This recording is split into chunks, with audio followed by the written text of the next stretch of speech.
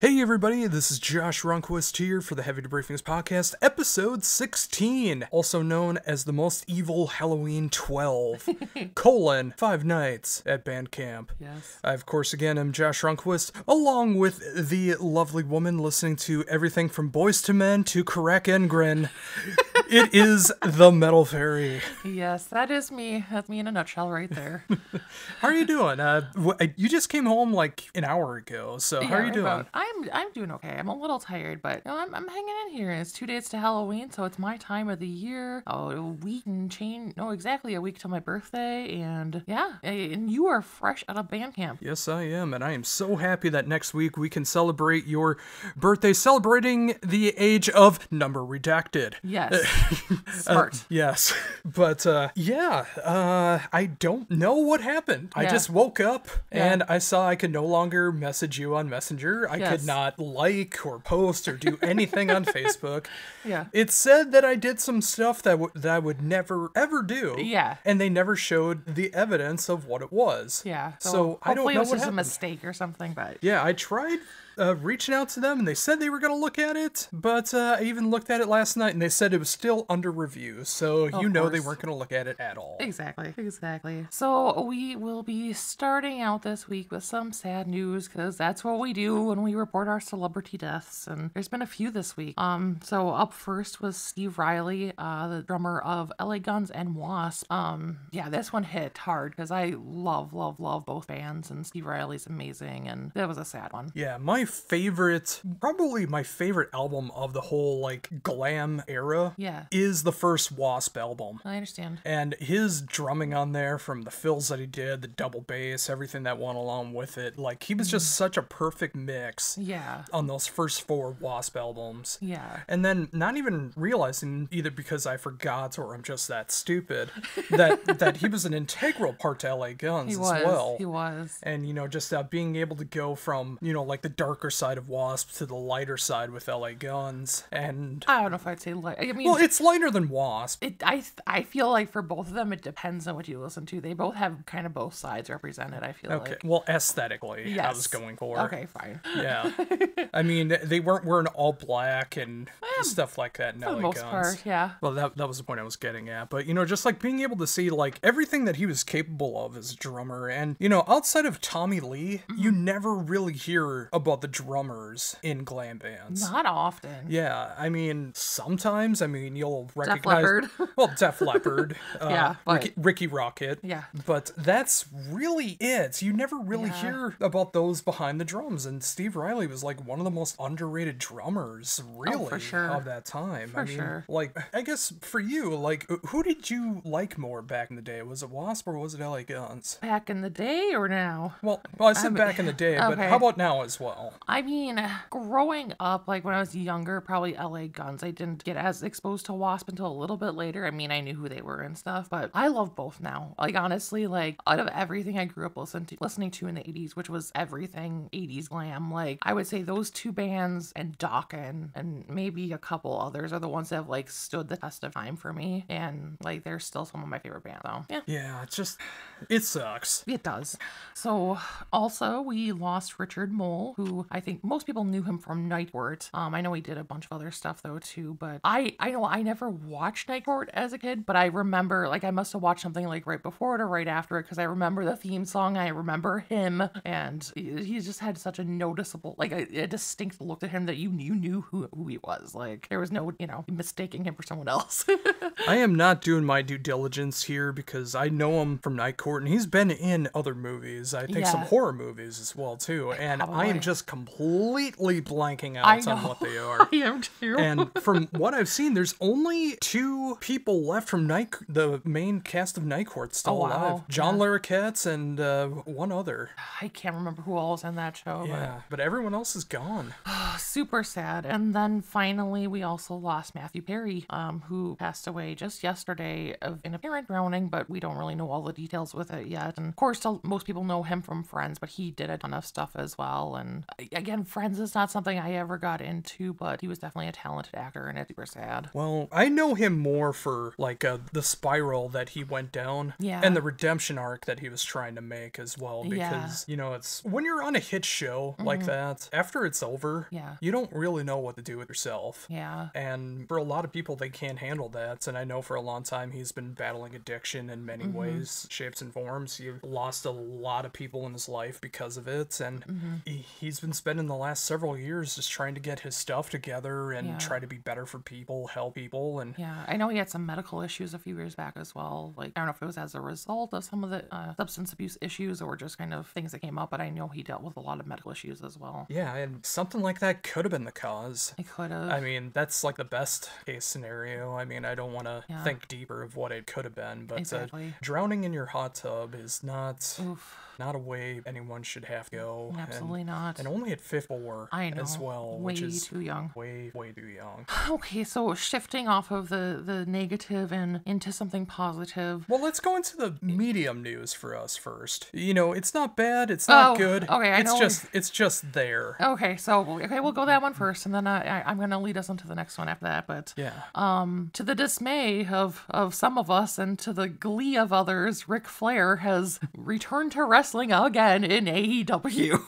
Yes, I think he has now been a part of every single promotion at this point. Like every major promotion, he's done at least a cameo. Exactly. And the whole thing was Tony Khan had a special gift for Sting, who's going to be retiring coming up in March. Yes. He announced he's going to have his last match at Revolution 2024, which is where he had his first match in AEW back in 2021. So...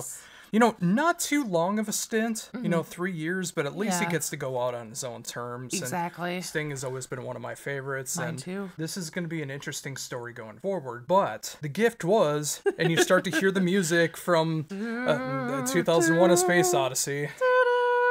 Yes, Ric Flair. And of course, he didn't have that music in WWE. That was totally a WCW music that was going on there. Yep. The WWF version was a knockoff because apparently that was copywritten, even though it's classical music. But besides the point, Ric Flair says that he's going to be tagging along with Sting and Darby Allin until March 2024, which leads me to believe somewhere in that story, we're going to get Ric Flair versus Sting as both of their final matches ever. Wink, wink, nudge, nudge. I sure hope not. I mean, just him walking down to the ring, it's like, oh, he should not be even doing that. Like, you know, he's, you know, good on him for like still, you know, pushing himself and stuff like that. But oof, like, I feel like there could be somebody better that Sting could fight for his final match. It looked like the Undertaker's WrestleMania entrances are sped up compared to what it's like for Ric Flair coming down to the ring. That says something. But no, I just think of how many people would tune in for that last match. Oh, that is true. And that's why I think it's going to happen. To me, the final match should be Sting versus Darby Allin. Yeah, I mean, they've been together since he came back to wrestling with AEW, so that would make sense. But Darby is injured now, of course, too. And although I just saw a video on him on YouTube on a big wheel doing a gigantic flip on a jump for Nitro Circus, the Travis Pastrana stuff, and he landed it successfully. Well, I mean, that's good, but he just does not care. No, just like Joey Janela, you know, it's like nothing will stop them until they're no longer Will able to Ospreay move. As well. I mean, he changed his wrestling style. A little bit, but like for a long time in the ring, anyways, he was very much of that same attitude. So, with all that said, getting back into the Ric Flair stuff. Yes. Before we found out about the helicoptering, did you ever enjoy Ric Flair? I mean, he was never one of my favorites. I mean, he was there, like I knew he was a big name and stuff like that, but it was never somebody that I was like super excited to ever see. See, and it makes it rough for me because one of my favorite matches of all time is Royal Rumble 1992. Yeah. Where Ric Flair wins the whole thing. Yeah. And of course, the biggest reason you enjoy the Royal Rumble 92 is because of Bobby the Brain Heenan, who does the best commentary I've ever heard anyone ever do. He was great. And, you know, just seeing Ric Flair win that. And of course, all of that is a bit collar tugging now because of all the stuff that happened with helicoptering. All the accusations against Ric Flair. If you don't know, Google it. Yeah.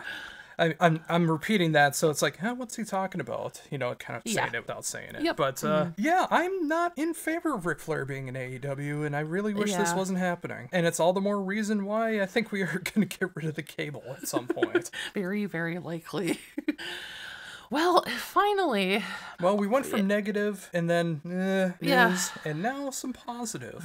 Well, depends on who you are, I guess. But to the joy of frog nerds around the world, they are rejoicing right now as their Lord and Savior, Mike Portnoy, has returned to Dream Theater. In a move I never saw coming. I honestly did not see this coming. Like, I know that Mike has been working with John Petrucci on his solo work. They were together with Jordan Rudess on Liquid Tension Experiment 3. Yeah, I know they were all becoming good friends again. I thought there was a long-standing holdout in James LeBrie who did not want Mike Portnoy back. Yeah. But it turns out the hatchet has been buried between everybody. And Mike Mangini, after 13 years, is out of Dream Theater. I know. Who has a new solo album coming out on November 11th. Well, that's good. He has got something rolling already. Yeah. We talked about that in the interview that I did with Mike Mangini, and the last time I'll get talked to Mike Mangini while he's in Dream Theater. Yeah. I have a really good feeling that he knew he was on the way out before the last tour. Well, I'm sure he, like, even going into the band, he knew that it might not be a permanent thing, because... Well, he said so as much. Yeah. Like, he basically said that he was just keeping the seat warm in case Portnoy ever came back. Yeah. So I don't think there's any ill will. Oh, yeah. No. But, yeah. I'm super, super curious on what's going to be happening. They have a new album coming out next year. I don't know if they've been writing together yet. I don't know if Mike's just going to add stuff that's already been there. Yeah. Or if they're completely just going to go in the studio and work everything together. Yeah. As for someone who doesn't really care who's behind the drums in Dream Theater, what do you think of all this? I mean, of course, my favorite Dream Theater album is The Astonishing, which is post-Mike Portnoy, so... Poser! But I don't really care who's on the drums. I mean, yeah. And all of the prog fans are shutting off the podcast right now. Hitting the thumbs down. No, I don't mind Dream Theater. I like a couple of their... I don't mind. I love The Astonishing. I like Images and Words. Outside of that, I never really dived that deeply into them, outside of you playing it for me, but... Well, how about the fact that we live, like, a mile away from where we saw them together? Yeah. Come on, doesn't that hold any, like, special moments or anything? Oh, sure. They were great in concert both times that I saw them, and yeah, they put on a great show. But I just... There's things about their music I love, and then there's things that just go on a little too long for me, and a little, prog, what's the word I'm looking at? A little too on the prog side sometimes for me. Hold that thought, because next week we're going to be doing a What's Your Problem with Dream Theater. Oh, dear. For your special birthday episode. Yeah, that's going to be a fun episode. He's planning all kinds of terrible things, let me tell you. Stay tuned. Yes, I have a secret diabolical plan for the main focal points of the podcast, which I already let you know what it is. Yeah. But I'm not letting you know the details of it quite yet, and I cannot wait to unleash that next week. Yeah. But again, for me, Mike Portnoy is my favorite drummer of all time. Yeah. I've gotten to talk to him twice, never in Dream Theater. I am very excited to see what they do next. And, Mike Mangini can join any band that he wants to. He's got all the chops and everything. So if he decides to do that, or if he decides to go back to teaching drums at Berkeley, he's got options. He's going to be fine. He has a career in front of him wherever he goes. Yes. And I think that concludes our newscast. It does. So with all that said, it is time for my favorite segment of the show each and every week. This musical roulette where I pick out 3 random songs for the Metal Faerie to be able to check out. This is the last one of the current age that you're at, as next week we'll be recording for your current age +1. Yes. So let's try to have some fun with this one. Are you going to be mad, or are you going to be glad? We'll find out with these 3 random songs. All right, so I decided to do a little softball to you right here, just to do something that you were familiar with. Yeah. As it happens to be off of your favorite album from In Flames. Possibly. Come Clarity. Possibly. Well, I know it's got your favorite song on it anyways. Maybe. It is the song Take This Life, the first track off of Come Clarity by In Flames. Yes. To me, a very watershed album, as this is the last In Flames album I like all the way through, and everything after that just does not mesh well for me. Yeah. How does this one work out for you? Yeah, I mean, I would say my favorite In Flames is Reroute through Come Clarity. Those like 3 albums there, they're my favorite. Everything before I like, but it's as I get older, I feel like it's more mood music for me. I gotta be in the right kind of more aggressive mood. Which is strange because it's more folky and stuff. Yeah, but it's also harder and less melodic. Yeah. Okay.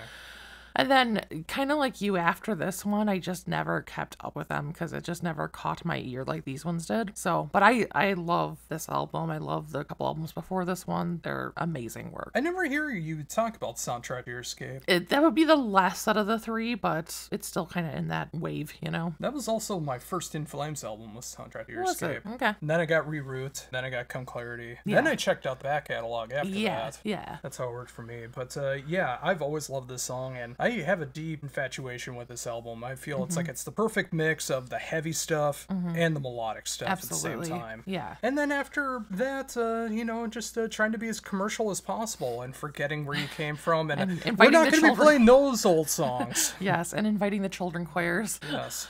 The 30 Seconds to Mars approach. All right, next up is a song I was gonna skip, but you said, oh, here we go, we're doing this. Well, so we've skipped it a few times now, and I figure at a certain point we just gotta do it, so yes. Let's go down the well. Off of one of the most heartbreaking albums made, all about the different forms of love loss. It is Woods 4, the Green Album by Woods of Ypres, and the first track, Shards of Love. Yes. So, with that cheery number that made us both weep as we were listening to it, what do you think of Woods of Ypres? So, yeah, they're a band I had heard of before you, but I never listened to them. But they're obviously one of your favorite bands, and so I've heard them a lot throughout the days, and for a long period, I just kind of avoided it. It was very sad, and I just didn't want to deal with that. But just seeing like you and your struggles and stuff like that and how impactful the music is for you, that made me take it a little bit more seriously, and then it made me also a lot sadder. Like, I mean, if you want to get a good cry out, just listen to any of their music. Like, that is just that's what it is intended for. Yeah, Woods 4 is all about breakups and love loss. Woods 5 is all about death. Yeah, so but I would say, no matter your sadness, there is something for Woods of Ypres for you. But even though they have their own kind of like, you know, topics they're about, I feel like you can relate it to so many different things. Like, this song is obviously about a breakup, but like you can relate it to so many forms of loss and stuff like that. And the thing that I really like about Woods is like their lyrics are very simple when you really think about it. It's not like they're like, you know, digging out the like, I don't know, like, they're not digging out the thesaurus to find synonyms. No, they're not trying to make things like sound fancy. Like, it is just simple, but like, yeah, it just gut punches you in the simplest way. But there's something so like just honest and like painful about it, you know? And they're great. They're great. It's not a band I ever sit down just to listen to, but because you'd just be crying the whole time. Well, right. But they're an amazing band. Yeah, I love them so much, and Woods 5 is, as we talked about in my top 10 albums of all time list, they were pretty darn high at number 2. And it's a band that I have a really hard time listening to for the same reasons, because it just puts me so sad. And unless you're already dealing with something and then you need something that's similar. Yeah, just something that matches how I'm feeling on the inside. And with so many of the things that are talked about here, it is so relatable. And yeah, you make a very good point about this song as well. Like, it is about a breakup, but it could be like a family member. It could be a friend. It could be... Yeah, there's so many You can things. relate it to so many different things. Absolutely. And when it is so simple, you can make your own interpretations of it. And I appreciate that as well. And, you know, that's just the power and glory that we had with David Gold. Yes. Who you never would have thought would have any connection to Kitty. But there it is. But yeah, if you've never checked out Woods of Ypres and you're not big on the black metal side of things, I highly recommend checking out Woods 4 and 5, as it's more of the gothic metal, doom metal, with a little bit of black metal thrown in there, but it's almost predominantly clean vocals. vocals for the most part, especially compared to the first 3 albums. Minus the lyrics, it's very people-friendly. Well, I've heard a lot of people refer to them as the Canadian typo negative. I could see that. Yeah, just darker in different senses, where typo is a little more tongue-in-cheek. Woods is a bit more of a gut punch. Yeah. All right, so for this third choice, we first started off with something that you enjoy with In Flames. Yes. Then we picked something that makes you cry, even though you enjoy it. It makes you cry with Wits of Ypres. Now for a band I've never really gotten your impression of. Yeah. Band Deftones. Yeah. Off of probably their biggest album. I think it's their biggest one because of other songs that are off of this album. White Pony. Another name for cocaine. Ooh. It is Deftones with one of the only songs that I come close to enjoying from the band, Digital Bath. Okay. What is your thoughts? He sounds like he's trying to sound like that wounded guy that girls will look at and be like, I can fix him. Again, I had said this about a band, I can't remember if it was last week or the week before, like there are some voices that it sounds like they just don't care what they sound like. Yeah, that was last week. And he is one of them. It's just, like... Every once in a while, he musters up just a little bit of energy to push it a little bit further to show that anguish that the poor thing is facing. And, you know, every other time he can barely get the breath out to whisper a lyric, and the music matches it perfectly. Yeah, that's that late 90s, early 2000s real term screamo style where, you're screaming, but it's that emotional sadness that's going on. Yeah. Yeah, pretty much hit the nail on the head. And I thought so. There's other songs that show that off even better than this one, but now I'm starting to see how you feel about Deftones now. All right, now we got you all fired up for our next segment, which will definitely be in the mood for everything, but sorry, this goth ballad for the bedroom, as I've seen a lot of people talk about online polls for playlist. Yes, I'm serious, this is a top song for the bedroom for goth girls. Oh dear. That concludes our musical roulette for this. Okay, so up next we have our first of 2 Halloween sections for the week and our final Halloween sections because Halloween is on Tuesday. Oh, I went too fast. What are we going to do until next year? Well, we got some other topics we can cover. We can do some Christmas stuff, maybe some Thanksgiving even, who knows? Some Thanksgiving movies or something.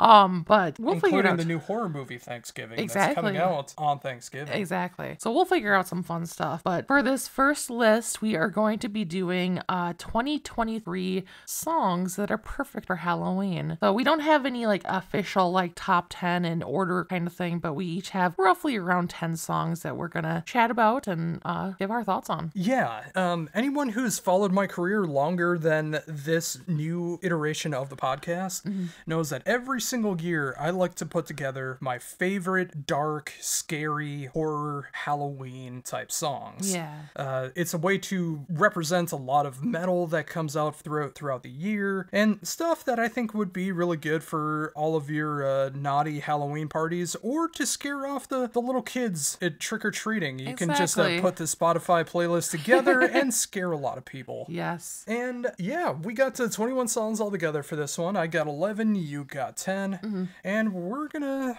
do a little breaks in here so you can actually hear what the songs are that I picked. Yes. Because I'm not sure if you're familiar with all of them or not, and see if you think that they fit as well. And likewise. And I'll start this off since I have 11 songs.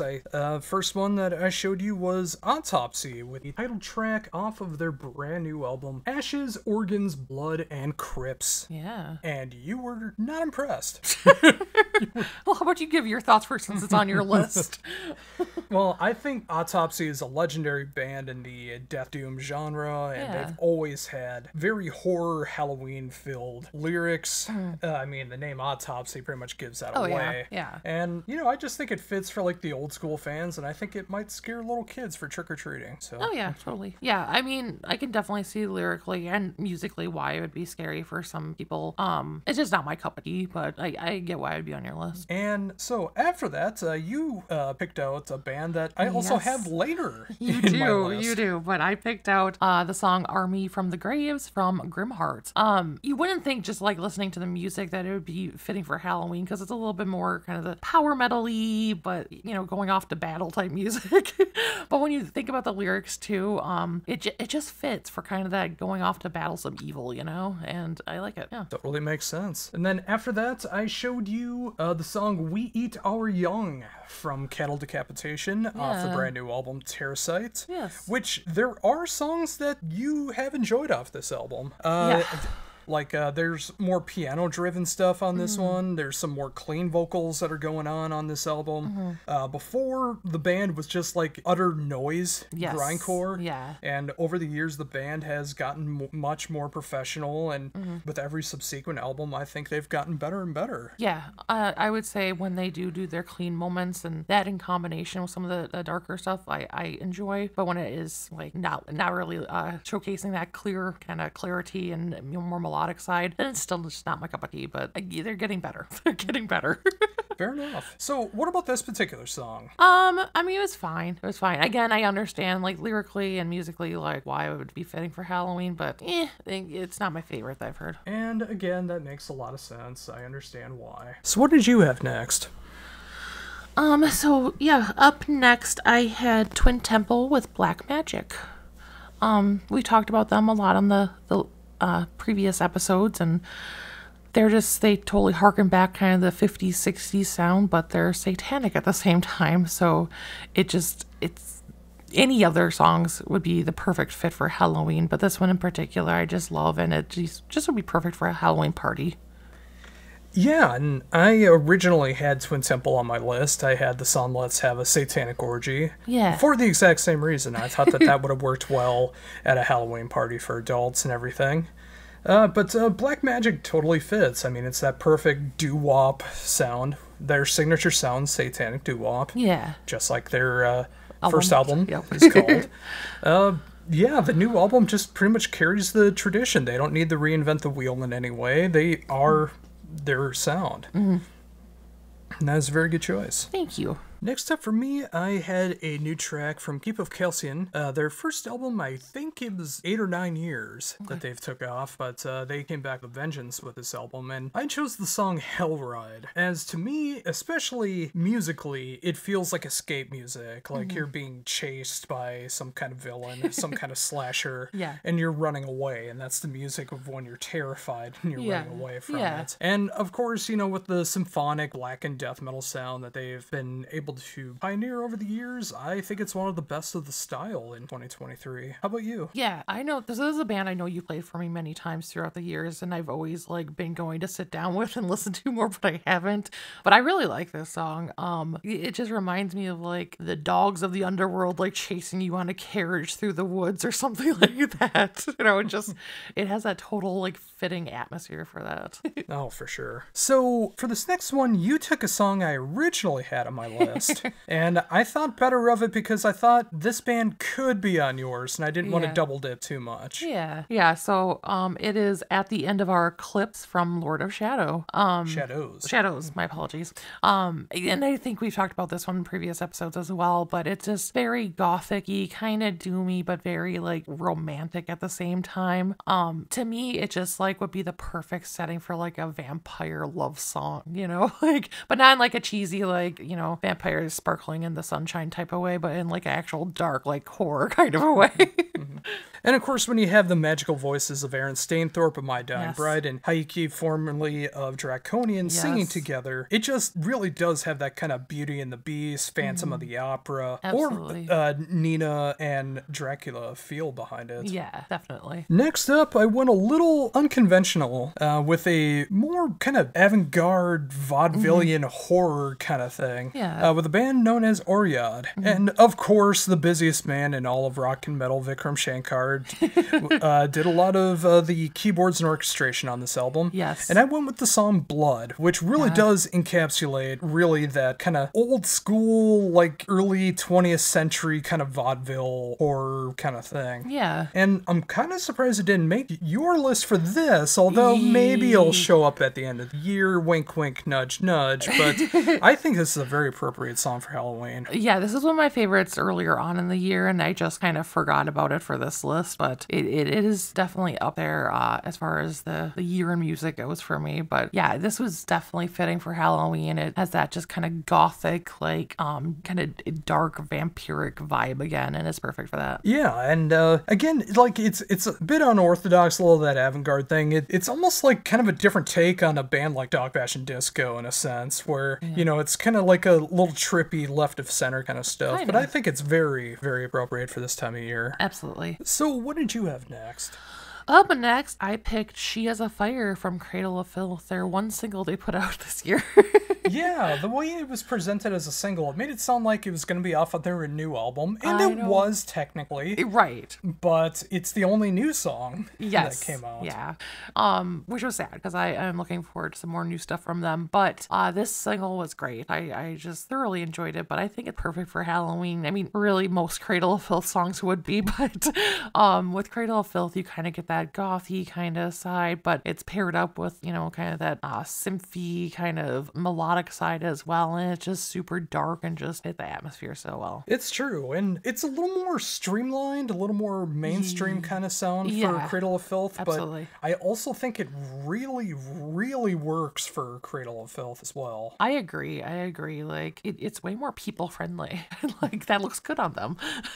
Which, of course, makes it very good for a Halloween party, or maybe scare the little kids when they hear Danny Felt doing his shrieks. Yes. So next up, I decided to throw a little Wilfred Brimley your way. Yes. With his favorite band, Don Fetus. And the song Throw 'Em in the Van. Yeah. A song about abduction, unaliving, and probably some stuff that happens in between. Yes. Much of the horror movie trope. Oh, absolutely. What'd you think? I'm gonna have the kind of similar song to some of the previous tunes I have played this evening and say that lyrically, musically, I totally get why you would pick it for a Halloween playlist and totally makes sense, totally fit, but just not my cup of tea. I understand. Yeah. But I think it does fit, and it is my cup of tea. Oh, totally. Yeah. But next up, you went in a different kind of direction. I did. So I picked No Words Sad Enough by Calma, who I love. We'll just throw that out there. But it's a very dark and kind of brooding song. I mean, it's a ballad, which is not typical for them. You mean it's their only ballad to date? Depending on how you look at it, but yeah, I mean, the band has even said it, so it's their only ballad. Yeah, but like it just fits again, like kind of with some of my themes of earlier on my picks, like kind of that just dark kind of horror love song, you know, and it's just perfect. No, I get that.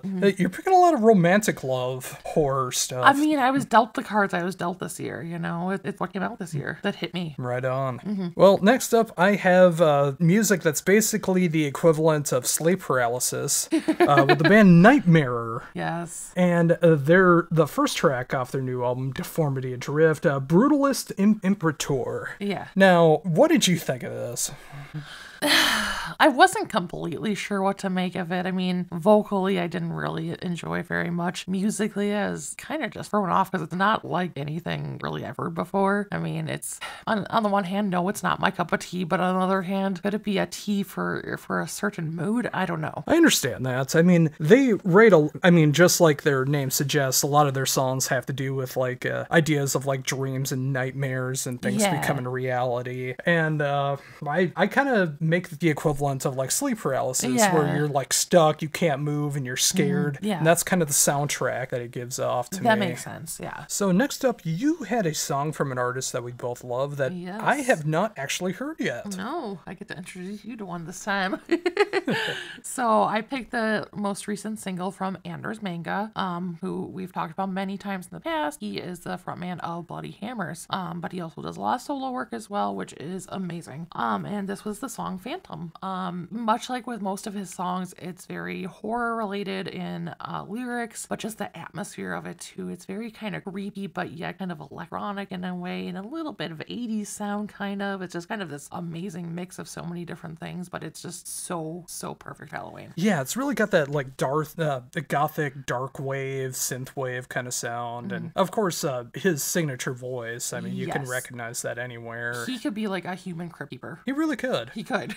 And that's a glowing endorsement coming from us. It's true. So, what do you like more, Bloody Hammers or Anders Manga's solo work? Oh gosh, I can't pick. I can't pick. That's too hard. Like, they're both. I mean, and there's such diversity on both sides, so it's hard to like pick anything on either side because it just depends on your mood. That makes a lot of sense. Yeah. If I did have to pick one, I would say Bloody Hammers because there's more content. That's true. That is true. Whereas the solo stuff, it's there, but you never know when it's coming out. Yeah. And sometimes it might be an EP, sometimes it might just be one song at a time. You know, it completely varies. But I love everything that he's done to date. Yeah. What would you pick next? Oh boy, did we go into a different direction here while also hearkening back to earlier in the show. Yeah. It's a new band I discovered this year called Orphans of Dusk, and their debut album Spleen, with the song I'm Going to Haunt You When I Die. Yes. And what band did this remind you of? It is very, very, very typo.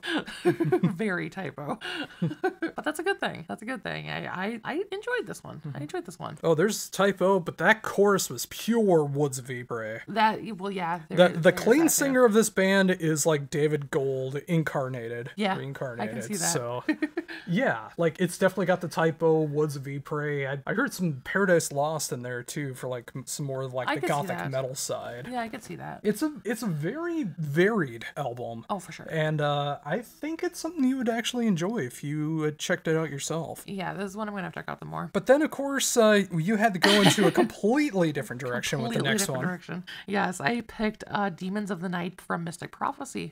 So this is another one where, you know, when you first listen to it, like musically, it wouldn't be Scream Halloween to a lot of people, but lyrically, it definitely does. And music, it kind of does for me too, because it has that, even though it's kind of power metal-y, it has that kind of hint of 80s vibe to it too that takes me back into like 80s, like thrashers and stuff like that, and it just puts me in the mood for Halloween. Yeah, it totally makes sense. And yeah, lyrically, it makes so much sense why you'd put it on here. And I don't know if they ever did a video for this one or not, but I could just imagine all the hellfire and everything going around them as it's going on. Exactly. Next up, I'm curious to see what you think of this one. It's a brand new title track from Carnifex with Necromantium. Now, on their previous album, Graveside Confessions, it was like pure, unadulterated deathcore, like regular what deathcore has been for so long to a T. On this album, they decided to do what a lot of bands have been starting to incorporate in the deathcore genre as of late and add symphonics to it. Yeah. You could say it's the Lorna Shore effect, and I think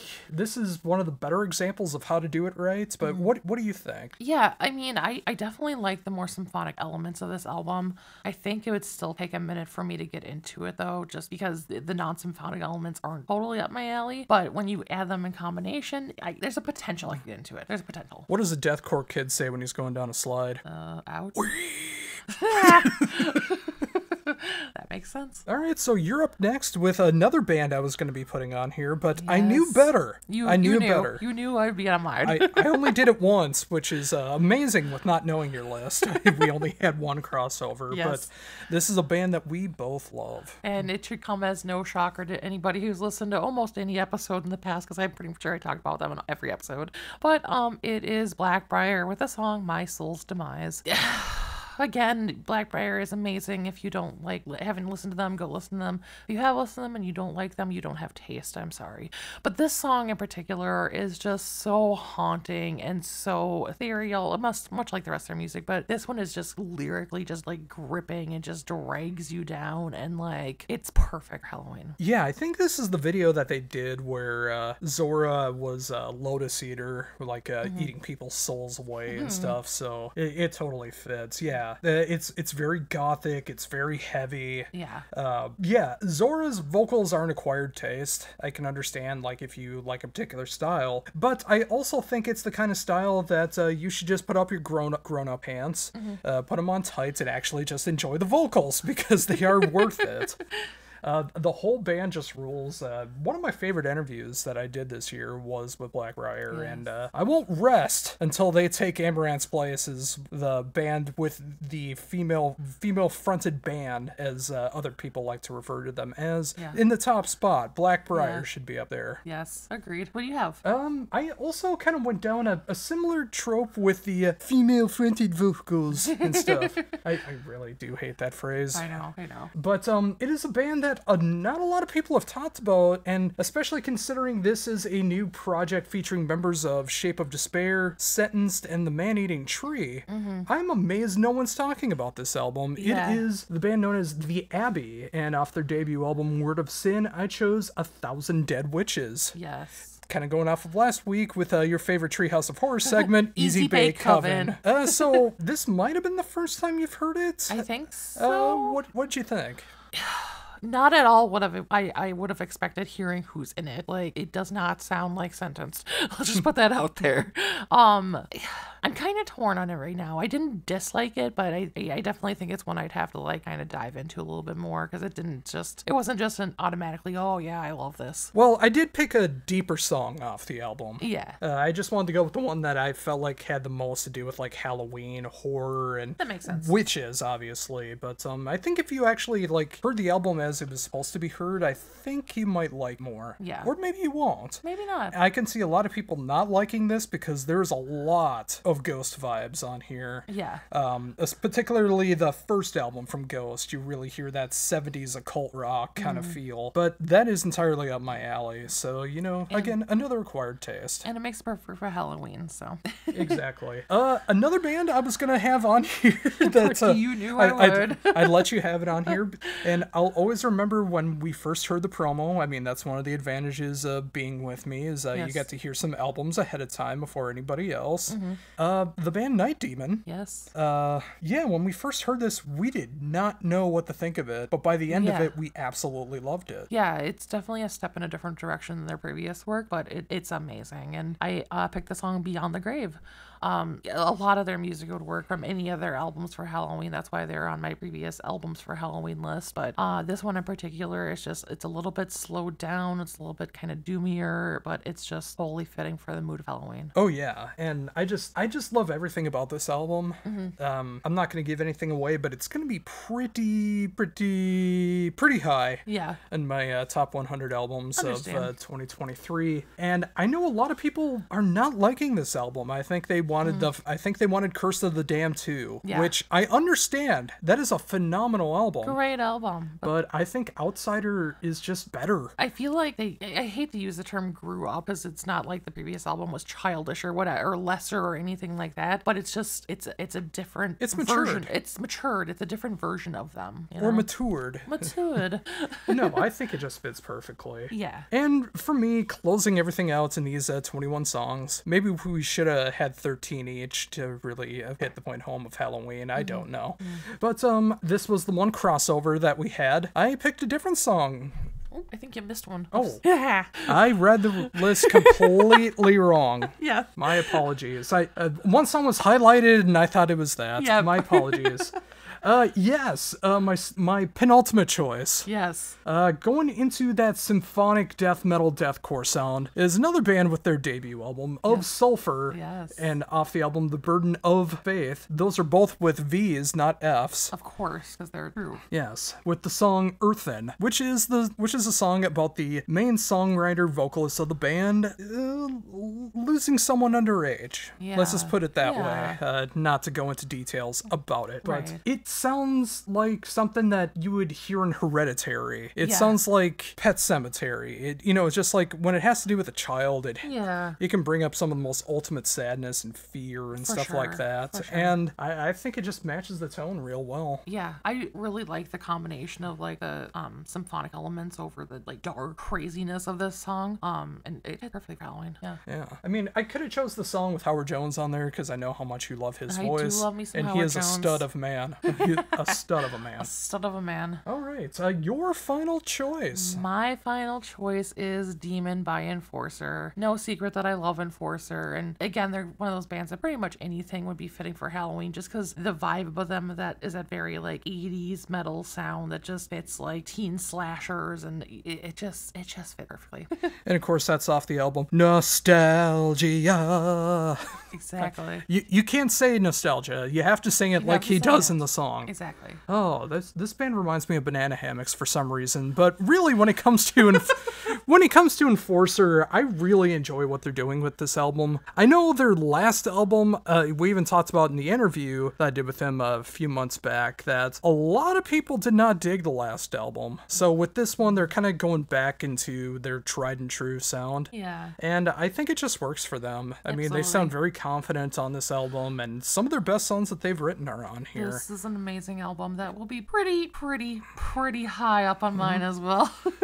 But I know what your number one is, but I'm not going to say anything. We'll see. Oh, come on. I mean, you've been slapping people over the face with it for weeks about which one's probably going to be number one. I guess we'll stay tuned.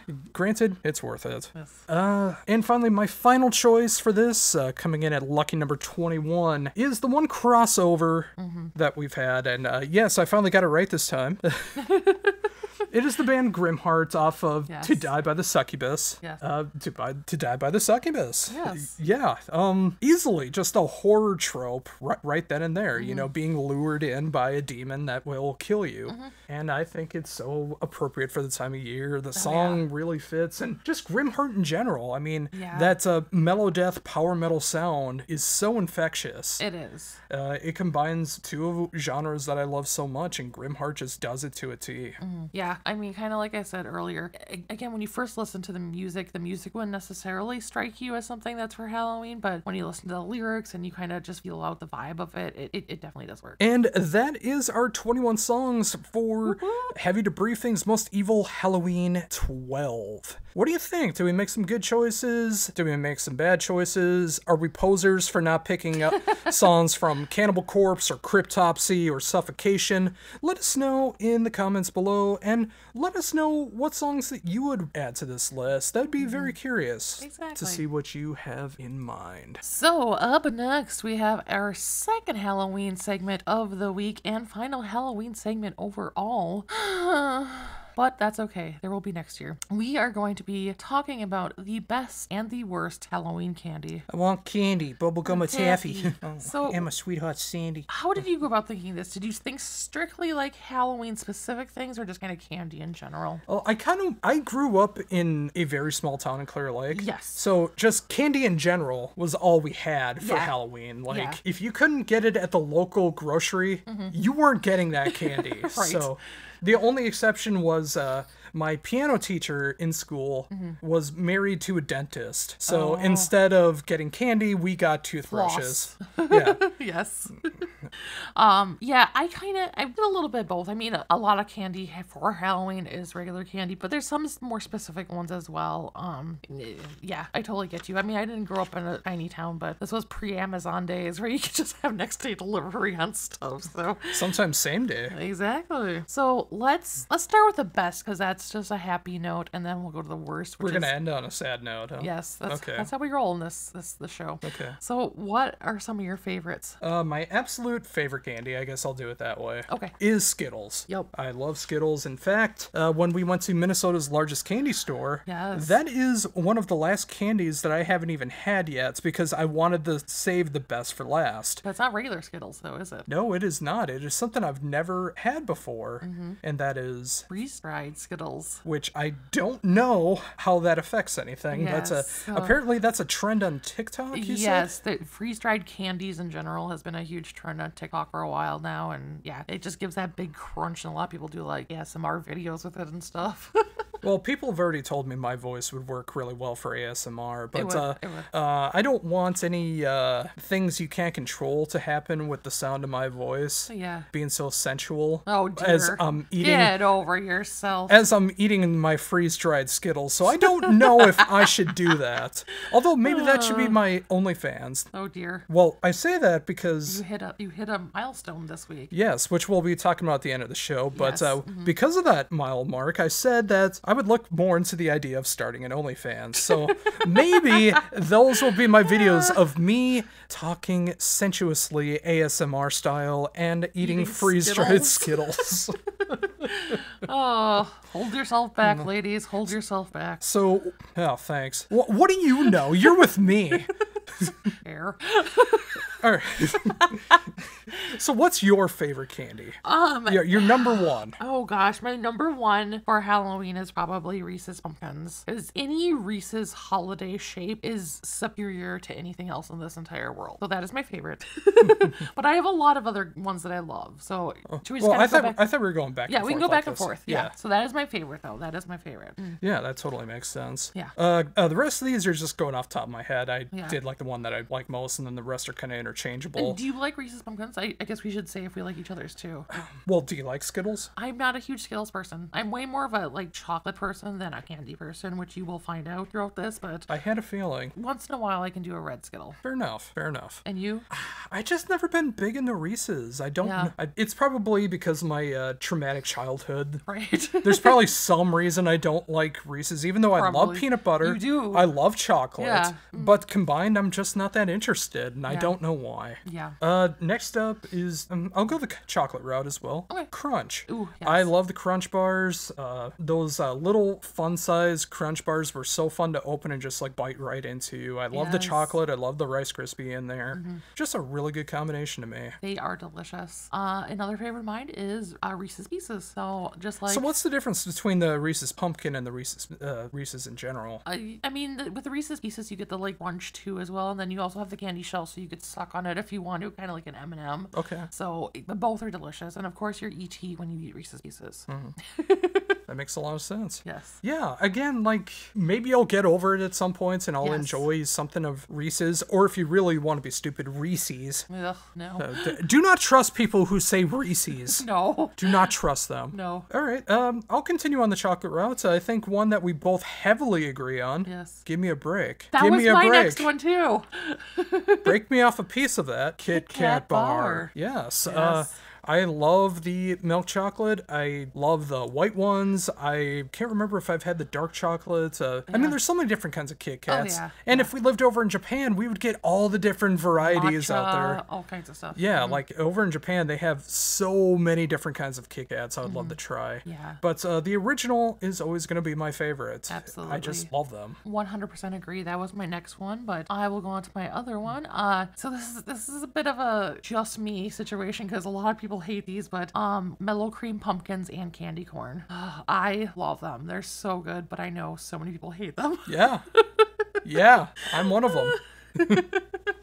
What is it about them? They're just sweet and like creamy, kind of like it's almost like an amped up but like chewy marshmallow, not like soft marshmallow, but like a hardened marshmallow cream in a way. So yeah, I love it. I love it. Makes sense. Next up for me, going back into the fruit variety. Yes. Starburst. Okay. I am a big Starburst guy. Yeah. I used to never eat the yellow ones for some reason. Yeah. Even back when I was a little kid, I remember even with Skittles, like I would not eat the yellow and green ones, and I would actually drop them behind the couch because I did not want them. Nice. Yeah, I don't know why that was. But yeah, I love the original Starburst. The other flavors haven't really drawn my interest at all. Yeah. Like the tropical or the other ones like that. Yeah. But the original Starburst of orange, strawberry, cherry, and lemon just do it for me. Yeah, I'm not a huge Starburst person either. I can eat one once in a while, but it's not something I'd ever gravitate towards. And the other flavors I definitely don't like. So yeah, even the pink Starburst. You had little drink packets that you just gave away this past weekend. They tasted weird. I don't know. Up next on my list is caramel apple suckers. Oh, I love those suckers, but they get stuck in your mouth really easily. So you gotta be careful. Yeah, that's another one I've always been afraid of trying for some reason. Yeah. I don't know why that is. Yeah. Well, you're not a big apple guy, are you? Or... I love apple juice. I love apple sauce. That's true. So I don't know what my problem is. Yeah, you have issues. Girl, let me explain. And 5 hours later, we've returned after chapter 1. Yes. Next up, Hershey's Cookies and Cream. Ooh, yeah, those are good. Like, I love the original Hershey's milk chocolate so much. Yeah. And, you know, like the Hershey Kisses and that legendary Christmas commercial of We Wish You a Merry Christmas with the Hershey Kisses bells going on. One of my favorite Christmas commercials. Oh, yeah. But the Cookies and Cream is my favorite overall. It's that Hershey's white chocolate and cookies mixed together in perfect bliss. Yeah, it is very good. My next one is Butterfingers. I never see you eat Butterfingers. I forget about them. Like, I used to like them a lot more when I was younger. The one thing I don't like is they get stuck in your teeth very easily. It's kind of hard to get out, but I think that's why I stopped eating them. Probably, yeah. But they're so good. They're just that crunchy. I like eating the chocolate off of it first and then eating the inside. Like, they're just so good. And Bart didn't endorse them, so why not? Well, used to endorse them. Used to, yeah. Back when Bart Mania was going on. Exactly. What's next for you? Three Musketeers. Okay, yeah. Yeah, it's got the 3 different kinds of chocolate in there. I avoided them for a very, very long time. Then I actually ate one, and I loved it. And I don't know why I avoided it for so long. Like, yeah, it's just like 3 different kinds of chocolate mixed together. It tastes so good. I like them. They're kind of similar. I mean, not similar in like what is in them, but like to a Milky Way, where it's like I forget about how good they are until I have them. But they are delicious. Up next on my end is Quick. That was gonna be my next one. Was it? Yeah, they are good. Like I like eating the caramel off the top first, and then I eat the wafer on the bottom. But they're delicious. Yeah, they're another one that I avoided for the longest time without any real reason. But once I finally like got over myself and tried a Twix, delicious. Yes. But my next one, Nerds. I love Nerds. I know they're small. I know they're fruity tastes, which I know is not your bag. Yeah. But I love Nerds. Yeah. It's just so fun to pour in your hand and just have all the little ones on there. I just love them. Yeah, I hate Nerds. I hate them. Like, they make my mouth pucker. Really? Yeah, and I always fear I'm gonna like crack my teeth when I eat them. And they're not that hard. I know, but I just, nope. Tootsie Pops are harder than Nerds. Yeah, well, that's why I don't chew them like the owl. 1, a 2, a 3. Crunch. 3. Up next for me is 100 Grand. Another one I'd never see you eat. Yeah, well, I forget about these ones too, and you don't see them everywhere, but they're so good because it's almost like a Crunch bar filled with caramel. And what is better than that? 100 grand. Exactly. Well, that's true. Yeah, yes. Yes, that would be true. I'd rather have the money than the candy. That is true. That is true. Jolly Ranchers is next for me. Sometimes you just want something to suck on, giggity, for a while. That is actually on my worst list. Do you want to go into the worst list now? Yeah, well, we'll save it. We'll save it. Okay. But, yeah. Not my thing. Not my thing. Fair enough. Up next on my end, Junior Mints. Junior Mints? Yes. Number one, I love that the little packs come in a little box because they're just cute. But I like when I was a kid and I got these in my basket or my Halloween bag, whatever I used. Like, these ones are the ones I'd save at the end because then I'd have good breath afterwards. But like, they're perfect. They're little chocolate covered, minty, soft, delicious bites of heaven, and they're so good. Similar, but in a very different way. That's how I felt about orange Tic Tacs. Yeah. Like, I loved having those because it always made my breath so much better when I had orange Tic Tacs. I hate orange Tic Tacs. Really? Yes.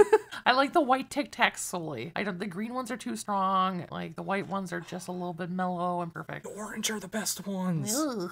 Anything else on your end? I've been trying to think. I mean, Anyways, you've been kind of a few more. You've been poo-pooing a lot of mine, and I just don't think I want to take it anymore. So what are the rest of your best? So I have Whoppers. Again, it comes in a little fun box, and then it's basically like a malted milk ball covered in chocolate. So I like to suck the chocolate off, and then you just suck on the malted milk ball till it gets soft, and then you do it. Giggity. Next up, Rolos are one of my favorites. They've been one of my favorites since I was little. I used to have those all the time as a little kid. They're so And then good. for some reason I stopped. They're so good. And then finally, Sixlets. I don't know if I'm familiar. They're like little round M&Ms, almost like chocolate covered or candy covered chocolate balls, but it's in like maybe a couple inch long little packet, and yeah, they're like multiple colors and stuff. I thought I had you try them before, but maybe not. I do not remember if you I did. will get some the next time I see them, but they're delicious. All right, now it's time for the real heated debates here. Yes. For the worst candies. I'll start. Okay. Licorice of any kind, but Any especially black. Black licorice is terrible. I don't trust people who like black licorice. I don't understand where they're coming from.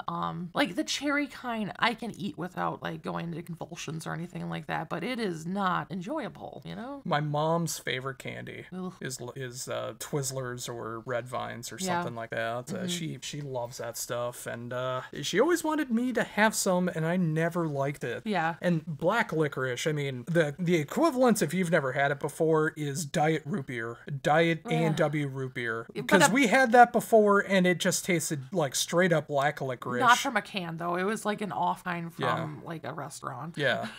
Yeah, it was so awful. Yeah. And I had to be a trooper and drink the rest of it, and because I didn't want to throw it away, considering how much it costs. Right. But ugh. What about you? Candy corn. Okay. Candy corn's probably number one. Yeah. There's nothing fun about candy corn for Halloween. As Lewis Black said, I'm going to paraphrase this, all the candy corn ever made was made in 1916. And they've just been trying to offload it on the kids ever since. I will take it. So up next for me, I don't know the actual name of this, but the little orange and black peanut butter, like taffy type things. Oh. Yeah. Like, do you remember those? Like, half of them were in the orange wrapper, half were in the black wrapper. Yes. And, like, I don't even know if they have a real name. I don't know, but, like, I love peanut butter, but these tasted just weird. And, like, I don't know who thought this was a good idea. And that's the other thing. I'm not saying it's made of this, but it's a little peanut butter rant. Get the normal peanut butter. Enough of this healthy peanut butter crap. That's not what you eat peanut butter for. Where it looks like bile yellow that you're spreading all over everything. No. Again, be an adult. Eat the real friggin' peanut butter. And Thank you. That's your PSA for the evening. Yeah. Oh, I have more if you let me. What is your next? Circus peanuts. I love circus peanuts. Well, you hated some things that I love, so it's time to turn it back around. That's fine. Yeah, they just taste so stale to me. You know, it's like if you leave like those little mini marshmallows out, you know, like they're in like a cylinder type shape now kind of thing. But or Lucky Charms. Like if you leave a box of Lucky Charms open for 3 days and then you eat the marshmallows, that's what circus peanuts remind me of. I mean, I think unfortunately a lot of times when you get circus peanuts, because not many people buy them, they probably are stale when you get them. Yeah, and that's all I've ever had. But when you get them fresh, I like them. There's no such thing as fresh circus peanuts. My next one is Necco wafers. Do you remember those? I kind of remember the round name. little lat. Like there was different colors. Like there was a chocolate kind that was the best of the bunch, but that was like terrible. And then Oh wait, is that the pink chocolate vanilla? It's kind of like Neapolitan. Similar colors. I don't know if that's actually what the flavors were, but it's chalk. That's basically what it is. A chalk. My grandma. Yes. On my dad's side. Grandparents are the ones who had did those this. all the time. Yes, this was divvied out by grandparents. Yeah, because I remember chocolate. I remember pink, and I remember like it was like yellow orange, but I think it said like it was vanilla. There might have been something. That. There was different varieties of it too. But yeah, it's like a really stale ice cream cone mixed with really bad cream. It's like eating chalk coin. I didn't know they were called Necco wafers. I learned something today. Yeah, you. Oh man, there's anything peanut. Okay. I guess is a good way to put it. Anything from peanut M&Ms to Milky Way to any of that kind of stuff. Okay. I don't like peanuts in my candy. I don't mind it with some things. I'm not a huge fan of peanut M&Ms, but I don't mind some of the candy bars within them. So it just varies. My next one is Dots. You look confused. You know them? You know them? Oh yeah, I know them. Yeah. I was just gonna say something not fair about that. But, there's just these little like gummy, but too hard to be gummies, and they just get stuck in your teeth, and they don't taste that great, and they're just gross. Warheads. Oh yeah. Warhead. I don't like sour. Yeah, me either. It is hard for me to enjoy sour. That's why I hated it when Skittles replaced the lime with green apple. Yes. And I'm so glad they went back to lime. I didn't know if I was ever going to live in a world again where they had lime Skittles again. And I'm so glad that I came back. But Warheads, just, like the whole thing. It's like, can you even suck on this for 30 seconds because of how sour it is? It's like you're trying to hurt kids. Yeah. Having those. Those are just outrageously bad. Agreed. Mike and Ike's. Really? Yeah, not my thing. Not my thing. Yeah, I guess because it's not chocolate, I suppose. Yeah. It's weird, like, I don't know if this one really counts as candy. Okay. But I just remembered now Yeah. that there was one person in town that always gave away little bags of kettle corn. Oh, yeah, I don't like kettle corn either. Yeah. I love caramel corn, I love buttered corn, I love cheese corn, but no, not kettle corn. Yeah, kettle corn. I know Todd from BoJack loves it. It's sweet and savory, but it's just no. I want sweet or I want savory. I don't want both in that combination. In popcorn. Yeah. So I mean, that was Halloween for me. Getting little bags with little twist ties on them of kettle corn. Or I remember getting popcorn balls that basically were like kettle corn because they didn't have any flavor to them like, at all.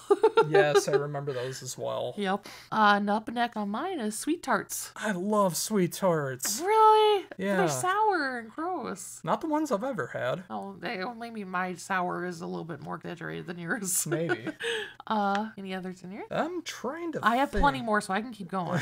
You do a few more, and I'll try to see if there's any more that come to mind. Well, up next was the Jolly Ranchers. Again, for me, they hit me as a little too, like, sour to me. I mean, that's sour, but just a little too abrasive. Maybe that's the word, yeah. I wouldn't consider Jolly Ranchers sour at all. Yeah. Smarties, they're sour, too. Oh, the knockoff sweet tarts. Yeah.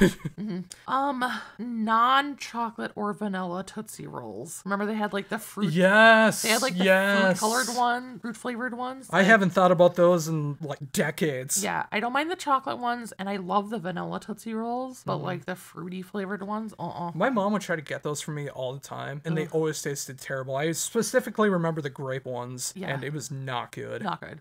Sprees. So that was kind of like Smarties and like there were the little circles in both, kind of like a fruit taste. Yeah, not good. Oh, up next, I like the taste of it, but everything else, no. Sugar babies. Like they taste good, but they just get in your teeth, and you cannot get them out. Yeah, when they melt, they do not leave your teeth. And then same line, sugar daddies, which is the exact same thing, just different form.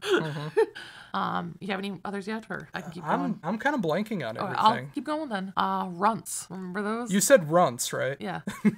I don't know if I... They were kind of like nerds, I believe, if I'm remembering correctly. Oh, yeah, I remember the commercial now for them. Yeah, I remember now. Yep, terrible. Airheads. Terrible. Yeah, I've never been an Airheads fan. I've tried. The movie's good. Right? Good and plenty. Nope. Wax anything. So wax lips, like the little wax bottles with like look like soda bottles with like a fruit drink in them. Yes. Anything wax. Why? You can't eat the wax. Stop it. It's so stupid. It's like telling kids to eat crayons. Yeah, crayons. Crayons. It's not a cranberry. It's a crayon. All right, this is going to be another debate for a future show. Yes, it will. Who's saying it right? Crayon or crayon? It's crayon. It's crayon. I have two more. Pixie sticks. I've never had them. Really? Okay. I just know that they're pure sugar. But like they're sour though. It's like sour sugar powder you're pouring into your mouth. You know, you keep saying sour as if you know what that means, but I don't.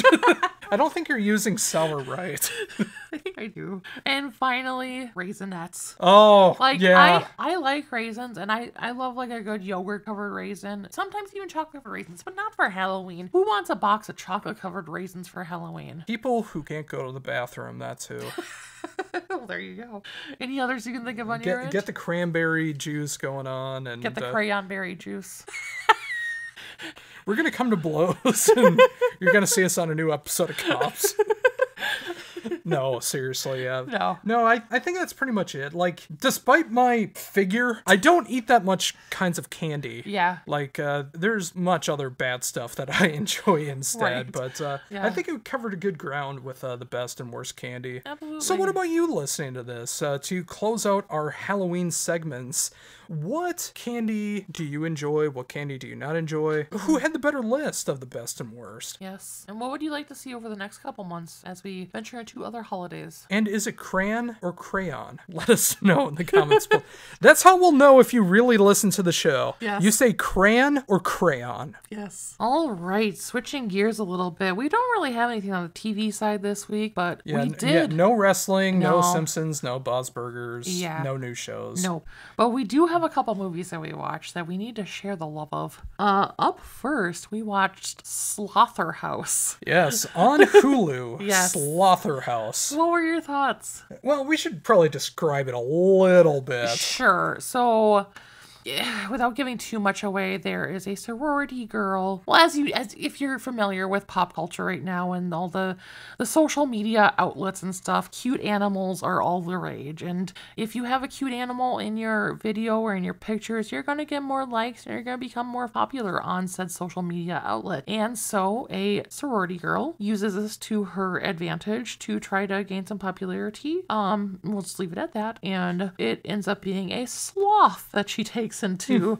her sorority house, and we'll just say it causes some mischief. Some baffling mischief. The first 15-20 minutes, I did not enjoy it whatsoever, because it feels like a little girl not being appreciated enough in her sorority. Yeah. But then, once the sloth really truly comes into play, that's when it's worth watching. Yes. I will say it's an absolute piece of crap of a movie. It absolutely sucks, but it is so worth watching. Yes. If you can just get over that little bump in the beginning, all the rest of it is so worth it. If you love crappy B, C, D rated horror movies that you just can't stop laughing at because of the absurdity, this is a movie for you. Yeah, I mean, you hit the nail on the head. Like, it's a terrible movie. It's terrible acting. Horrendous. But if you just go with it and keep in mind that it is going to go places that you never thought it would, and just sit back and enjoy it for what it is, you will get some good giggles out of it. Yes, if you need something that you absolutely have to turn your mind off for. Yes. Because if you start thinking about how any of it is plausible, you'll get mad. Yes. You need to turn your mind off completely. And if you need a movie like that for an hour and a half romp, this is it. It is a romp. I would say that we also watched Five Nights at Freddy's. Yes, and neither of us have played the games. No. But I am familiar with the games. I've seen enough about them. Yeah. It's kind of like a point-click adventure, at least it started off that way, where you look at all these different cameras in this abandoned kids' party restaurant with animatronics. Yes. And you're a night watchman to just see what goes on throughout the night. Yeah. And then some shenanigans begin. Exactly. And that's more or less what happens in the movie, but way overwritten for what the actual premise of the story is. Like, they had to add a story around it to make you care a little bit more. Yeah. But it more or less covered the same things. Yeah, yeah. I would say this one was executed better than the first one. Like, it was better. It is a Blumhouse film. Yeah, it was better acting. It was better kind of script and everything. It's still very unrealistic, but it's still enjoyable. I mean, I think the first one was funnier, so in that respect, you get more out of it that way. But this one was totally worth a watch for being free on Peacock, was it? Yeah. Yeah, on Peacock, so... Yeah, if you have a little bit of time, go ahead and watch it. Yeah, and I'm sure if you played the games, there might be some more Easter eggs and stuff like that that I'm not catching or you're not catching. But I know it's not for everybody. But again, if you got Peacock and you're looking for a new horror movie, or if you're into gaming and you just wanted to see what all the hubbub is about, it's worth watching. Exactly. It's not the best video game adaptation of anything I've ever seen. I mean, it's not The Last of Us. It's not Twisted Metal. It's not. Five Nights at Freddy's. Yes. But yeah, not bad. And I guess I want to add this little part in here. Much to my dismay, we had so much more plans to watch more horror movies over the past month. Like, we were going to go to Alamo Drafthouse. Like, they were playing a different curated horror movie every single night. And we were just going to watch more stuff. But so many things happened that prevented us from really getting into stuff right before the nitty-gritty of the next 2 days come around. So... If you were looking for, like, us talking about, like, full-on horror new movies and stuff like that, we did try to capture some of that. Yeah. And I apologize for not going further. Hopefully, if we're still together next year, if we're still doing this next year, we'll be able to incorporate a lot more horror movies into the lead up of Halloween. And we'll always watch them throughout the year as well. And probably in the next day or two, we'll be watching some too. So how did you feel about these segments over the past 2 months? I've enjoyed them. I mean, obviously, it's no shocker. It shouldn't be any shocker at this point to anybody that I love Halloween. So anything I can do to incorporate Halloween-related stuff and horror-related stuff, I am all over. This is Halloween. This is Halloween. Scary stuff. Scary stuff. Yes, but I've thoroughly enjoyed this as well. I mean, you're way more into horror than I am, but I do love horror as well. And it was just fun being able to go over all of this with you. And, you know, this is the longest possible time before we get into more of the horror stuff again. Well, Halloween. For Halloween. Yeah. Missed cutoff. But, you know, it's going to be fun doing other stuff for the rest of the year. I mean, for people checking out the show that's not necessarily into Halloween horror stuff, we're going to be doing other kinds of lists and stuff like that. Of course, the big thing that'll be coming up is the top albums of the year when we get into November and December and all that stuff. We'll be doing all of our best of the year stuff going on, games, movies, TV shows, all that stuff. So, I mean, besides the next segment, which does have some horror stuff attached to it, this is pretty much it for the Halloween stuff. So, I mean, it's been fun going over this with you. It has. And up next, we got a little video game chatter. So, you've been playing a few games over the past week. Yeah, I've been playing 3 of them. The first one I finished up is Spider-Man 2, and that is one of the best games of the year. Yeah. Getting to swing around New York as Miles and Peter throughout the entire game. I loved everything that happened with it. Tony Todd as Venom was just absolutely perfect, and including a very jaw-dropping moment that you don't see coming. You get to do something that I never would have expected, maybe in a spin-off, but not in this one. It was so great, and I'm so excited to see what they're going to be doing next. Yeah. I almost platinumed the game. Unfortunately, one of the trophies requires a replay, and there's so many other games I want to play right now that I haven't had the chance to, so when New Game Plus comes by the end of the year, maybe into 2024, I will replay it and get that trophy. But until then, I loved everything about what happened, and sets up a lot of good stuff for whatever the next game, or potentially the final chapter of the Spider-Man trilogy. Yeah. What did you think watching it? Yeah, I mean, visually, it looks amazing. I really enjoyed the storyline of it too. Being who I am, I couldn't watch everything because it makes me a little dizzy. But outside of that, though, it looked really fun, and I would really recommend to anybody. What was your thoughts on Tony Todd? Oh, I mean, I love Tony Todd in anything. I mean, he can do no wrong to me, but yeah, he fits Venom perfectly. And you have a newfound appreciation for Venom now. I do. But Venom or Kraven the Hunter? Well, it depends on what for. Well, go on. I mean, Kraven he's the best one to look at, let us say.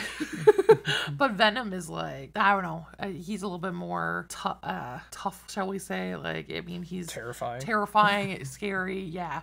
So it depends. It depends. Those teeth. Kraven, you know, he's one of those boys that I can change him. Venom, not so much. No, you can't change Venom. No, Venom is Venom. Venom is Venom. Then, right after Spider-Man 2, I started looking at some PlayStation deals that were going on, and one particular game I wanted to play for poops and giggles was available. I thought it was only on PC, but it turns out there is a console version now. Postal 4 No Regrets. Which is just a pure comedy open world game that doesn't take itself seriously. You can unalive anyone that you want to in the game. You can alleviate yourself onto anything that you want to. Yes. There's some stuff with animals that I'm not going to mention on here. It's the one thing that made me upset with the game. You could probably guess what that is. Yeah. It plays horrible. Yeah. It repeats all the same stuff over and over again, like the radio stuff. Like there's only like 15 minutes of content in the whole thing. It does have the voice of John St. John, better known as Duke Nukem in there, so that's more the reason to play it. But it was $20. Yeah. And I am getting at least $20 worth of enjoyment out of it. But a different game came along that made me put Postal 4 to the side. Yes. Although maybe I'll play it again because we have some stuff to catch on later. Yeah. But a game I've been waiting years upon years for has finally come out. Alan Wake 2 from the Finnish video game production company company Remedy. This is an absolute mind F of a game. I could try to explain it to you, but it'll go over a lot of people's heads if I really get into the deep details about it. But essentially, a writer is trying to get inspiration in the first game, and a lot of horror things start happening as he's writing it down, and other things start happening around him in nightmarish ways. Yeah. In number 2, he comes back after disappearing for 13 years, and there's a lot of things that trying to understand how it all came together. Yeah. And it goes into so many different directions, from actually scary to rocky horror. And I mean that in the best way possible, because for a good half hour of the game, it kind of turns into a Rocky Horror style musical with Poets of the Fall doing the soundtrack. Yes. At the end of that whole part, everyone does a choreographed dance. And it's just one of the most mind-blowing things I've ever seen in this kind of game. It's just baffling what you see, but I love it so much. Yeah. I was worried if Poets of the Fall was going to be in this game or not, and they're like an essential part of the game now, which I love. I'm not done with it yet, but I can't wait to finish it. Yeah. You got to see barely any of it. Yeah, barely any. But what did you think from what you saw? From what I saw, I was very intrigued by it, but I definitely need to sit down and watch it while you play. And speaking of intriguing, let's get into those microtransactions with the dating simulators. Woo! So Love is Blind continues to be terrible. So, again, if you're not familiar with the show, it's a show where you kind of go in these pods and talk to somebody without seeing them, and if you get engaged to them without seeing them, you then go off to a secluded vacation for a few days to get to know them, and then you live in an apartment that's set up for you and them for a couple of weeks, and then you go to the wedding, and you either say you do or you don't, and that's the show. And then that's the show. And then there's reunions and stuff like that, of course. But last time when we left you, we went through the pods, which was okay. That part of the show was pretty decent. And then they rushed you through like a day at your like vacation, and then you come back to your apartment, and you're only there for like a day before they rush you to the altar, because for whatever reason they decided that you don't actually need to play, these seconds of the game that are typically part of the show. And then you go to the wedding and you get married, and now all of a sudden in my mind I'm like, well, that's the end of the show. What are they gonna do now? Well, now they're having some big voting thing where you and your partner might be made the next hosts of the game, because the current hosts are expecting a child now all of a sudden. It makes no sense. None of it makes any sense. I don't know who the writers are trying to like fool with this mess. Like, have they even watched the show? It is terrible. And then Love Island is pretty good still. So we had came back from Casa Amor, and in this episode though, our partner's ex, who they were with when they were at the main like villa to begin with, they're like trying to get them back all of a sudden, even though they really weren't working out. And you just gotta hold your ground with them and be like, look, get away from my man. So yeah, that's my games. One piece of gaming news that we heard though is that there is rumors that they are going to be coming out with a video game based on the horror movie Barbarian. Yes, one of my favorite horror movies from a couple years ago. Yeah. I think the movie did a better version of what the movie Men was trying to do. Yeah. Where, I don't know, I think something in Men kind of just like lost in translation, at least at the end of the movie. It did that for me. Yeah. Like everything leading up to it was fantastic with what they were trying to do, but the ending did not land. Yeah. Whereas Barbarian, it worked from beginning to end. Yeah. But the question is, how do you turn this into a video game? I don't know. I feel like I need to rewatch it again just to try to go into it with this lens of like, how could it be into a game? I mean, are you just running from the booby grandma thing in the basements? Is that the whole game? Yes. Don't get me wrong, I'm very intrigued and I want to know what it's about. I'm just utterly confused on what they're trying to do. Me too. One quick little pause for the cause, because I need your reaction to a part of Alan Wake 2 that is on YouTube. Okay. So yes, I had to have the Metal Faerie watch the ending of the gigantic dance number that happens in Alan Wake 2, featuring the most underrated Finnish band of current times, Poets of the Fall. Well, underrated, at least in America. Everywhere else, they seem to get the recognition they deserve, but not in America. Yeah. Out of pretty much no context other than me trying to explain what was going on. What did you think of that ending? It gave me a little bit of Repo the Genetic Opera vibes, but like in current times in a way. I guess I don't know if it's set in current times. It looks like it's current times. Yeah, it's current times. Okay. It's intriguing. It's intriguing. I mean, I think you'd have to be there. Well, if you ever decide to play it, and there is a story mode version where it's on the easiest level and everything. So normal and hard are hard. Yeah. Both of them are hard. But story mode, like, there's no like major like things that could happen to really affect you visually. Yeah. So I think you could enjoy it, and then you could experience the whole thing by itself. Yes. And it's a catchy number that they play. Oh, yes. All right, well, I'm going to be showing you some new music in a bit, or at least talking about it from my top 10 albums of October 2023. But before we get there, you have some new music to talk about that I am not familiar with yet. I do. Up first, the band Manacora. They are a Danish prog power band, if you're not familiar with them, but they have a new song out, Beast of the Fall. I love it. I mean, it's got the classic power metal elements, but it's darker, heavier. It's got some harsh vocals to it as well, but then it still has that like clean element to it. It's just such a good mix of both sides, I feel like. Yeah, and they must be giant Lion Witch and the Wardrobe fans as well too, with Manticora going on. Maybe. But yeah, I am well versed in Manticora, and I'm glad to see that they have a new album scheduled for early 2024. No official release date yet, but if this is what they're doing, I think it's gonna be a pretty well-regarded album next year. Agreed. Up next, Luca Turilli of Rhapsody of Fire fame has a single out from his upcoming piano album, actually.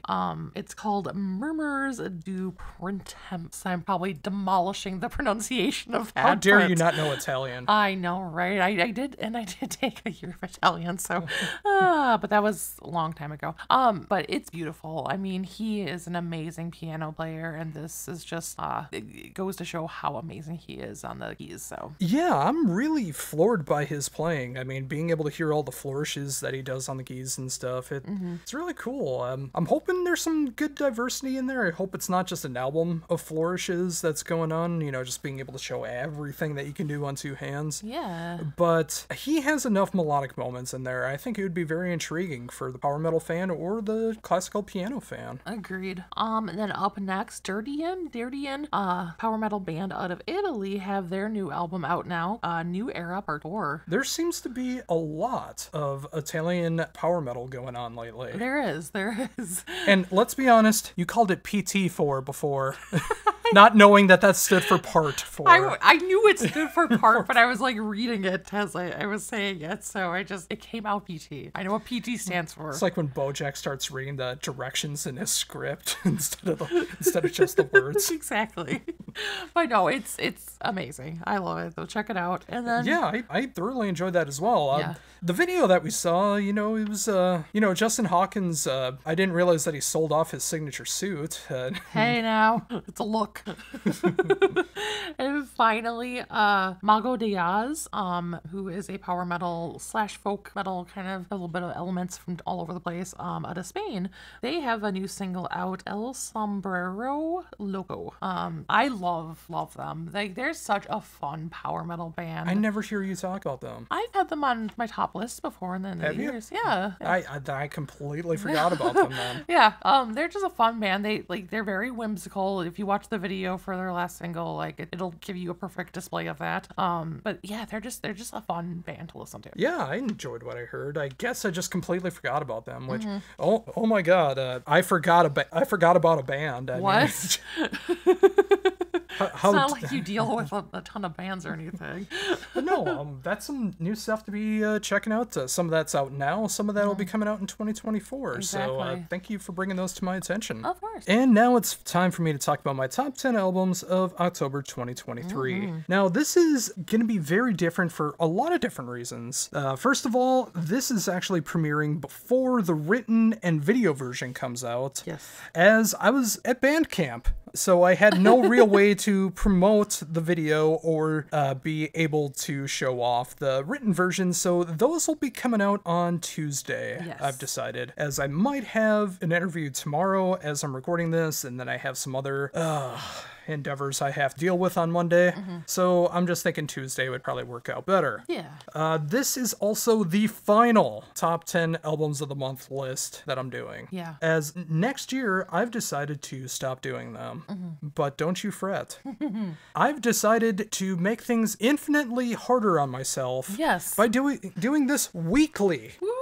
Yeah, starting the first week of January and going year-round, probably. Well, maybe I'll still keep the November, December stuff separate because I'll be doing the top 100 going on. But weekly, I will be doing the best albums that come out in that week. Probably have the video coming out on Friday of every week. And I will probably be starting it off with albums that I missed in that current week. So, like, for the first episode, I might talk about some December albums that I didn't talk about, for example. Yeah. And then I'll be talking about the new albums that come out that particular week. The videos will be much, much shorter than they currently are, like 15 minutes and stuff. They'll probably be closer to like 5-10. Just faster content, more of it, just shorter. Yeah. Just be able to talk about stuff instead of just 10 at a time. I think it'll be a good time to do that. And so this one's a bit special. Yes. So let's start things off. Again, the way that I do this always is in alphabetical order to show no favoritism until the top 100 comes out. Yes. And the first one starting it off is Blood Red Hourglass, with their biggest departure in sound to date, with the album How's the Heart. They have always been a very melodeath doom metal band, but on this album, they started incorporating some more stuff that is a lot more commercial, some more EDM, electronic moments that are going on, more clean vocals than ever before. It's a departure for the sound, but I think it's in the right direction. What about you? Yeah, I was not familiar with them before, at least not that I remember. But I really like this song that you played for me, and yeah, I'm definitely looking forward to checking out more of them. Yeah, I think this is the album to absolutely start with, and then go backwards from there and see if it's your bag at all. Yeah. Number 2, we already talked about in some regard. It is Carnifex with Necromantium of Symphonic Deathcore, and since we've already covered that earlier in the show, I can continue on to Head with Wings and Without Intervention. Of course, anyone who knows me knows my podcast Something Gives. I took the title for the show based off a song from their debut album. And it's taken several years for them to be able to put out a new album, but they finally have a new album out, which has been mixed, mastered, produced, and orchestrated by the busiest man in rock and metal, Vikram Shankar. This is a lot more of kind of like the alternative rock, progressive rock sound. The first album was a little bit darker musically, and this album it's a little bit darker lyrically, and it's a lot more expansive this time around. Yeah. I showed you their lone single, which is probably the most commercial sounding one, and I could tell it was not your bag. Yeah, no.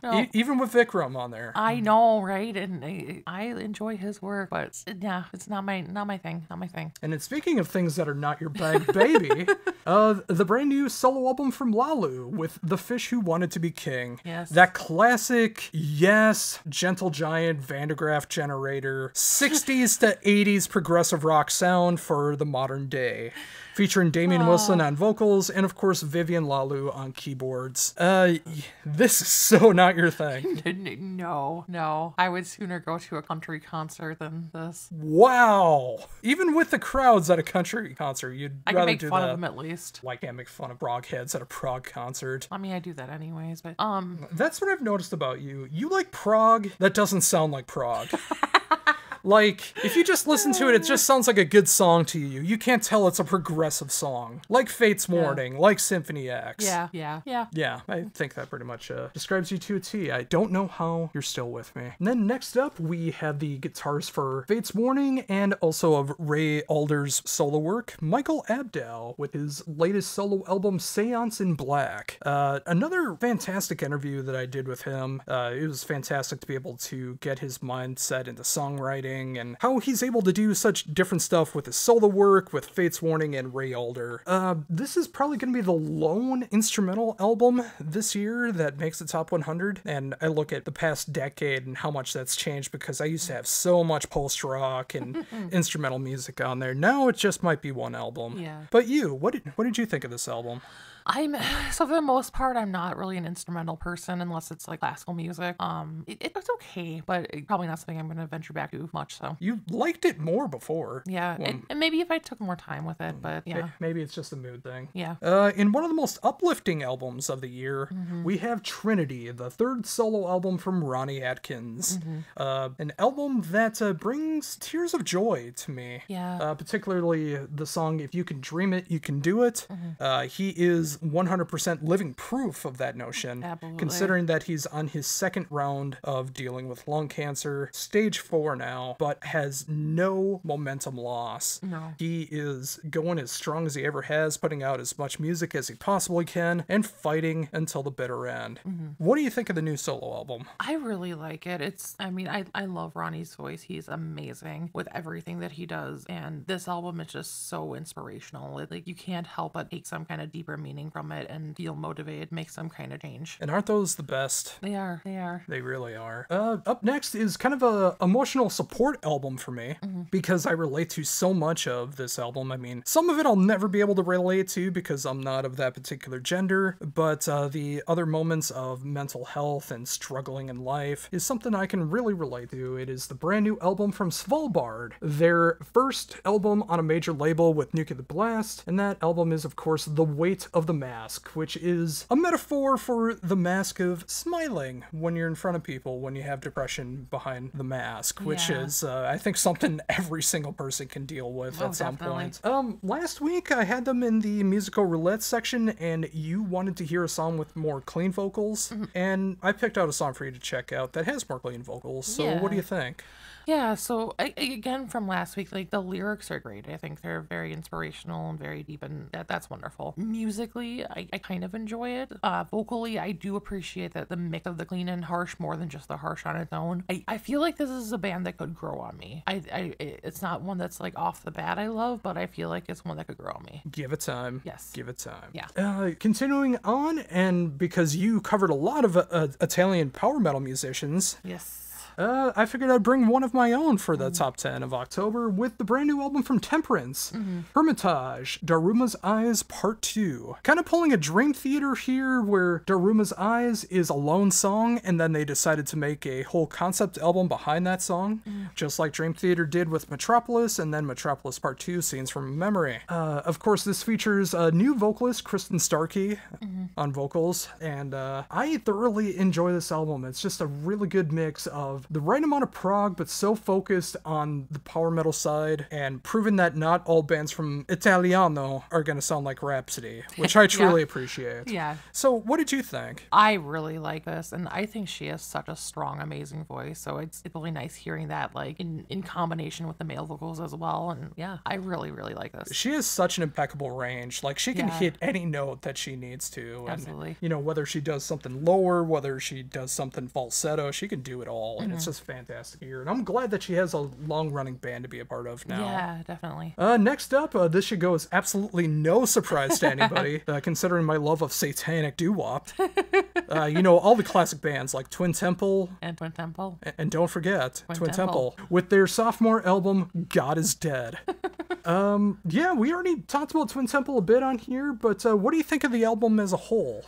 I love it. I mean, it's that total 50s sound. But the lyrics just catch you off guard, like, even if you're familiar with them. It's just hilarious, and I love, like, the old 50s sound, so yeah, it's right up my alley. Same here. I love it, and I hope we get to see them at some point. Yeah, that'd be fun. And I've said it once, and I'll say it again. For a real satanic doo-wop, ice cream box social, Twin Temple and Dog Fashion Disco need to go on tour together. Yeah. I think that would just be a perfect combination. Absolutely. Even if they are drastically different styles. Then again, Twin Temple is open for Behemoth and other bands, so I don't think it would be that different. Nah. And it would be a small enough venue where we would feel comfortable about going. Maybe. And finally, we have the North American folk metal band, as I like to refer to the genre. Bands like Nekoshwin and Panopticon. The band Wayfarer, featuring members of Blood Incantation and other local Colorado bands with their brand new album, American Gothic. This is their first album in a few years, and I almost think they might be the best of this style.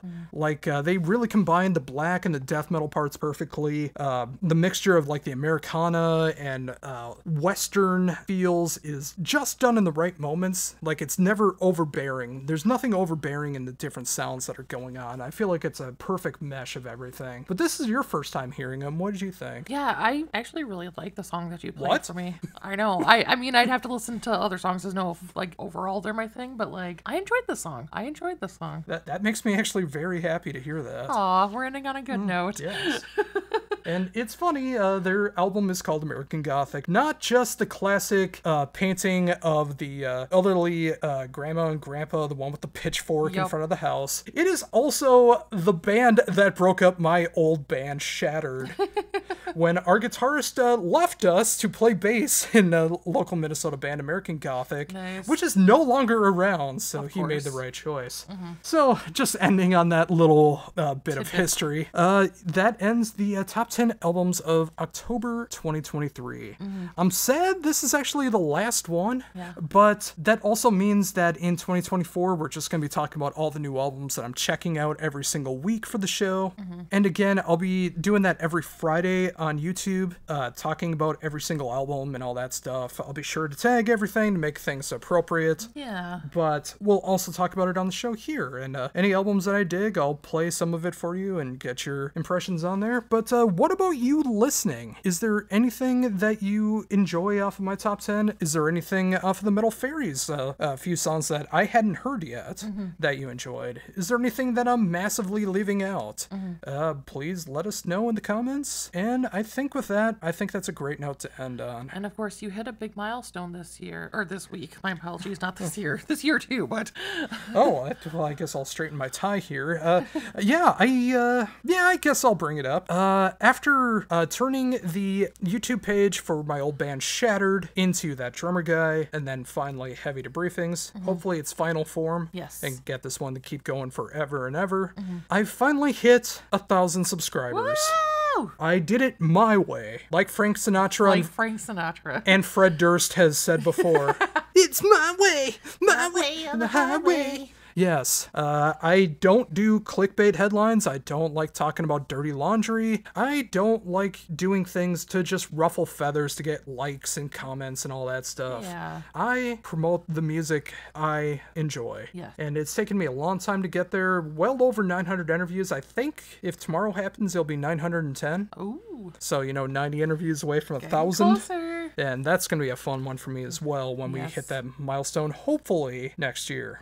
But it's taken a good damn long time to get to 1,000 subscribers because I stick to my guns. I never want to put out content that I don't have my 100% endorsement behind. Yeah. And if I do anything other than that, I'll feel like I'm a fake and a failure in my own eyes. Yeah. And I just want to appreciate every single one of you that's checking this out on YouTube or on the podcast, and you just check out the other stuff on YouTube. Either way, just thank you so much for helping present everything that I've done over the past 12 years, almost 2 full years of Heavy Debriefings coming up in January, which is going to be pretty cool. And I just really appreciate everyone giving me the support over the years. I mean, it's not just 1,000 subscribers, it's well over 1,000 now, which is fantastic to see. Almost the population of the hometown that I grew up in. Oh. Which is 1,051. We're getting ever closer. So that's the next goal, is to get 1,052, just to make it one more than the hometown I grew up in. So if you can help that happen, that'd be great. Yes. And above all, when it comes to all this, if you're checking out this show, if you're checking out any of the videos that I put up on YouTube, if you could watch the whole thing, that would be incredibly helpful for me to be able to get a natural reach again, because I have to hit 4,000 watch hours in a year. And I know a lot of people click off after a while when they realize I'm not going to be doing any clickbait or dirt or anything like that. Right.